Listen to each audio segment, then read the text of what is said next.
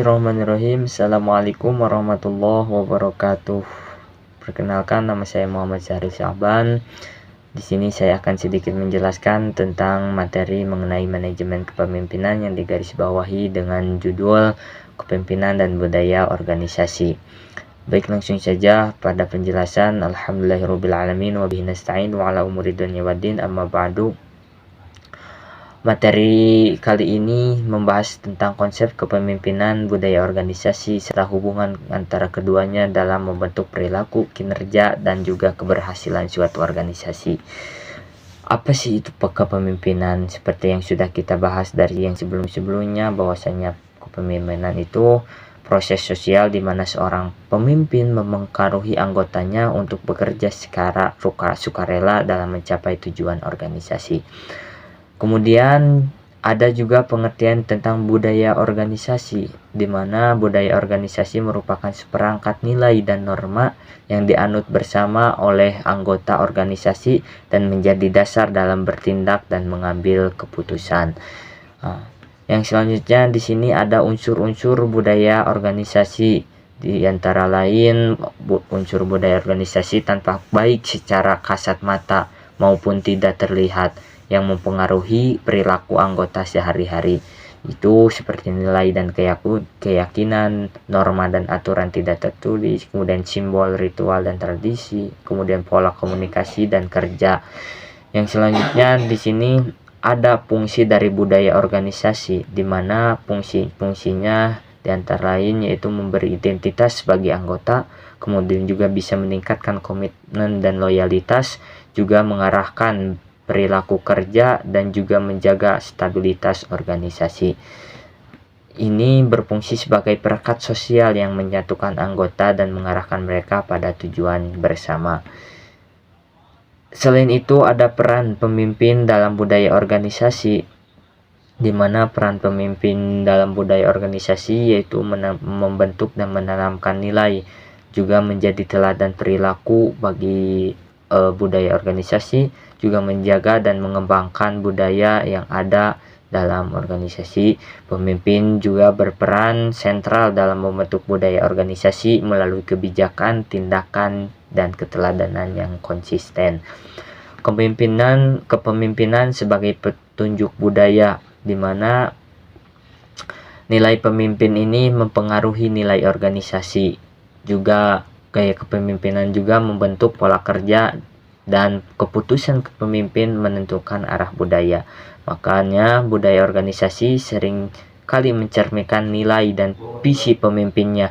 Oleh karena itu, kepemimpinan yang kuat dan konsisten sangat menentukan karakter organisasi. Untuk yang selanjutnya, ada beberapa pengaruh budaya organisasi terhadap kepemimpinan, di mana salah satu pengaruhnya yaitu mempengaruhi cara pemimpin bertindak, mengarahkan, kemudian membatasi gaya pemimpin, juga nilai bersama mempengaruhi keputusan pemimpin. Pemimpin harus menyesuaikan gaya kepemimpinannya dengan budaya yang berlaku. Budaya yang kuat mendukung efektivitas kepemimpinan. Nah, apa sih kepemimpinan dan budaya yang efektif itu bagaimana? Nah, di sini ada kepemimpinan dan budaya organisasi yang efektif, yang dimana kombinasi kepemimpinan yang efektif dan budaya organisasi yang positif mampu meningkatkan kinerja, inovasi, dan juga kepuasan anggota, dimana seperti kepemimpinan visioner dan beretika, budaya organisasi yang adaptif, kemudian komunikasi terbuka, dan juga kepercayaan bersama.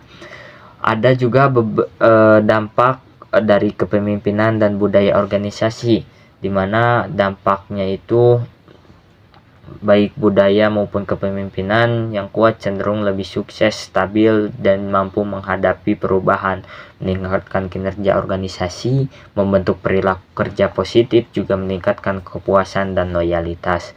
Kepemimpinan dan budaya organisasi dalam pendidikan. Nah, di sini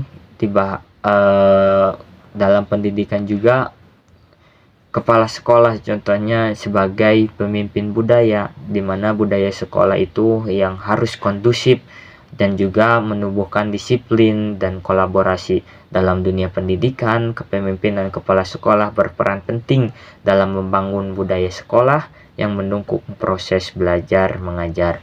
Kemudian ada tantangan dalam membangun budaya organisasi. Yang pertama mungkin di sini kita bisa lihat resistensi terhadap perubahan, kemudian perbedaan nilai individu, juga kurangnya konsistensi kepemimpinan. Membangun budaya organisasi bukan hal yang mudah, diperlukan kepemimpinan yang konsisten, komunikatif, dan mampu mengelola perbedaan.